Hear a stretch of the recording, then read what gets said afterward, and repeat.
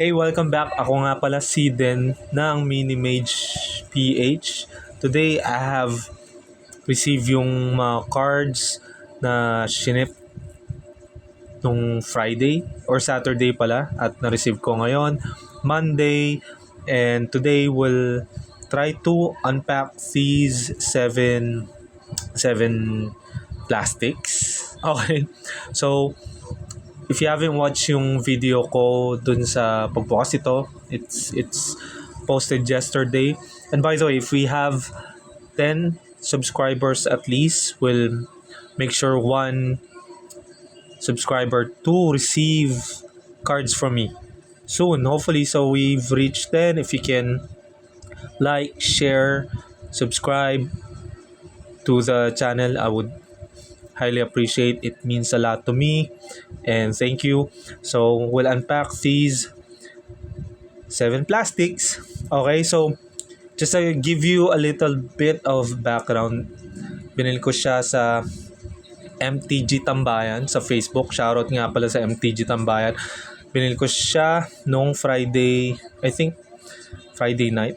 So eto, tong bulk na to, it's 300 pesos for 600 pieces of bulk commons and commons, and I think meron din land. So bilhin ko siya kasi meron siyang dalawang Kami of Whisper Hope. So I think yung Kami of Whispered Hopes is around $2 each na. I'm not sure.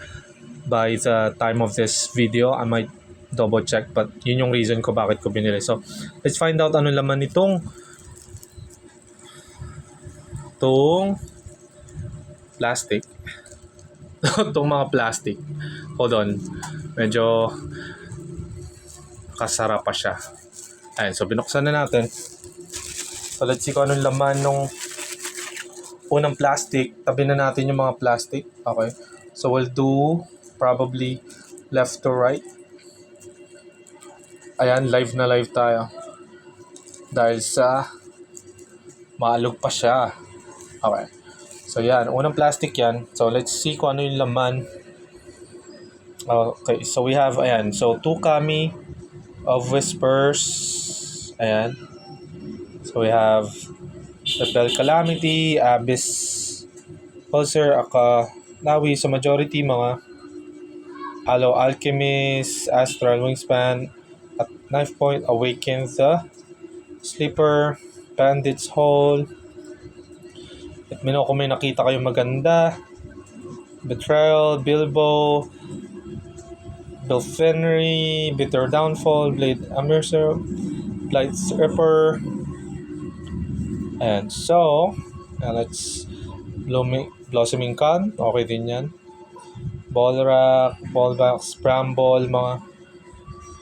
Okay, let me know kung may nakita kayong maganda. Butter Bar ng Lord of the Rings. Okay, Calamity, Calaf. Okay, let me know. Ayan, mga case. Okay, so wala pa ako nakikitang super solid na pwedeng popper or EDH. Let me know sa comments sino mga naglalaro ng popper or EDH. That's the first one. First plastic. So, tabi natin yan. Try natin itong pangalawa. Okay, di ko napapakita pagbukas. Ayan. Tignan natin yung second plastic. Mabilis lang. Ayan, let me know guys kung have you bought any bulk before. And Malfor Fairy, okay din yan. So let's see. Bilang natin. Moment, Narfi, okay, mga adventure tokens, quick study, gusto ko din yan. Tabi natin yung mga planes. Dito, planes. Ayan, yung mga tokens, tabi natin. Medyo maraming tokens, tsaka lands. Okay lang yung lands, wala naman akong problema dyan. Just that, di ko na-expect na maraming lands din from the seller. Shoutout pala dun sa seller na pinagbilang ko sa tambayan. for selling this for 300. Normally, bumibili ako ng bulk like 300 pesos for 1,000 pieces. So, yon. For my past few deals, yun yung ratio niya. So, yun yung portion. Okay, so, let's open yung, pangilan na ba? Third. Okay, third. Plastic. Okay, kayo ba, guys, bumibili kayo ng bulk for popper or pang EDH or probably for selling? Plan ko kasi is bumuo ng popper deck, like 40 card deck na popper para lang sa new players namin sa office, para turuan sila, para matuto maglaro ng Magic, hindi muna EDH, para hindi sila ma-overwhelm and ensure na at least hindi ganun ka-complex yung lalaroin nila kung popper tapos thematic din yung deck, like vampire, dinosaur, pirate, sliver, oras. Yun yung objective ko ng pagbili nito. And of course, siguro mga ibang pieces na din, so na pwedeng panglaro sa EDH. Okay, kasi I believe na majority ng cards mo din pwede namang popper, like common, uncommons lang din. Very, very affordable cards para malaro mo sa EDH. Hindi naman kailangan na lahat rares, mythic rares, mahal para makapaglaro. So, there you go. Ayan, if you see anything na entice you or dito na miss ko, let me know. I don't know kung Earth Ties Scorn, okay din yan pang counter spell. Ayan. Exit. Fey Flight, okay din to pang safe flying +1/+0, pwede yan sa oras nyo. Yan, ayan. Feather of Flight din, okay din yan. May draw card, +1/+0 or 0 flying, pwede yan sa aura deck nyo. Or heroic deck. Ayan. Ano pa ba? Ayan, let me know if you see something na okay. Yan, so far, yun lang naman nakita ko. And imagine kung 600 pieces kasi to eh. So kung 300 isa, 300 pesos. So parang 600 yung like 2 pesos each yung isang card, or no, 0.5 pala. 0.5 isang card.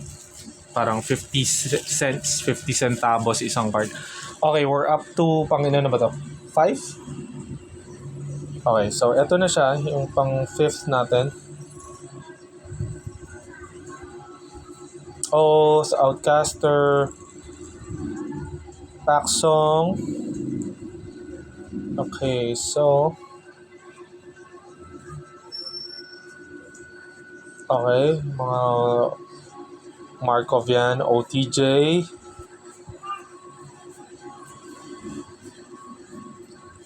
Okay, okay to.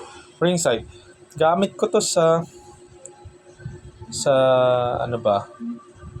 Sa Sultai na deck ko. Kasi okay siya. Pag ringside, the ring tempts you search your library for a card that shares a color with a legendary creature you control. Reveal it, put into your hand, then shuffle your library. So kung nasa blue or black ka at kailangan mo ng 3-drop na tutor, decent tutor, eto okay to. Kasi kung nandyan yung commander mo, or at least any legendary creature na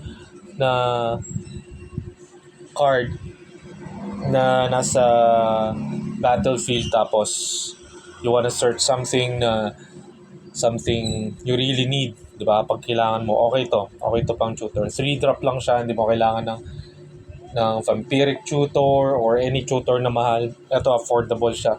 So mas I suggest na kuha din kayo niyan. Mura lang naman yata yan. Roar, Rust, Sahili, Sample, Sanctuary, Scale. O okay din to pang Scampering Surveyor. So parang ramp card siya. 'Di ba? Parang sad robot. So pwede ka mag-search ng land or cave. Yan, Celestia. And then what else?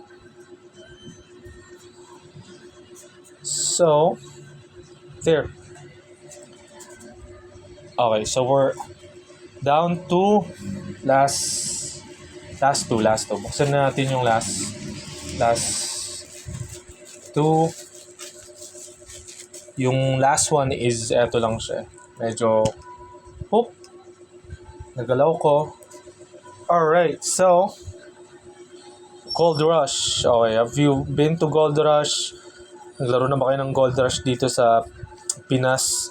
Yung Gold Rush na nalaroan ko was, I think, standard pa yun yung Eldraine pa sa Solaire. So, let me know kung nakapaglaro na kayo ng Gold Rush at nakapaglaro kayo sa Gold Rush dun sa Solaire last, I think, prior pandemic yun pre-pandemic. So, yan. Okay din to, Map of Frontier. So, ramp to. So, search for 2 basic or desert comes into play. Tap, di ba? So, alternative ramp mo din for EDH. What else? Mirror.